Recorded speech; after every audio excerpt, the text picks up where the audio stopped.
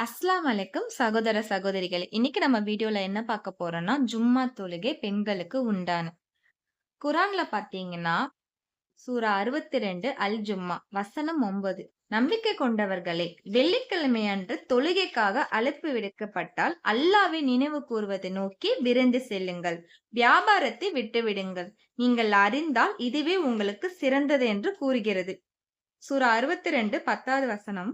தொழுகை முடிந்ததும் பூமியில் பரவி சென்று அல்லாவின் அருளை தேடுங்கள். நீங்கள் வெற்றி பெற அல்லாவின் அதிகம் திக்ரு செய்யுங்கள் என்று கூறுகிறது. இந்த வசனம் ஜும்மா தொழுகைக்கு பிறகு உலக விஷயங்களில் ஈடுபடலாம் என்பதை அறிவிக்கிறது.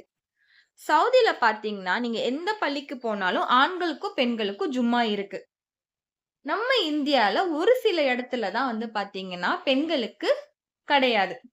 ஆண்களும் சரி, பெண்களும் சரி ஜும்மா தொழுகை தொழுகலாம். ஜும்மா தொழுகை ரொம்ப சிறந்த தொழுகை.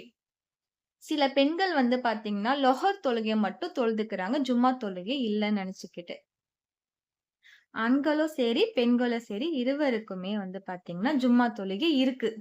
இன்ஷா அல்லாஹ் பக்கத்துல ஏதாவது பள்ளிவாசல் இருந்துச்சுன்னா, கண்டிப்பா பெண்களும் போய் தொழுகலாம்.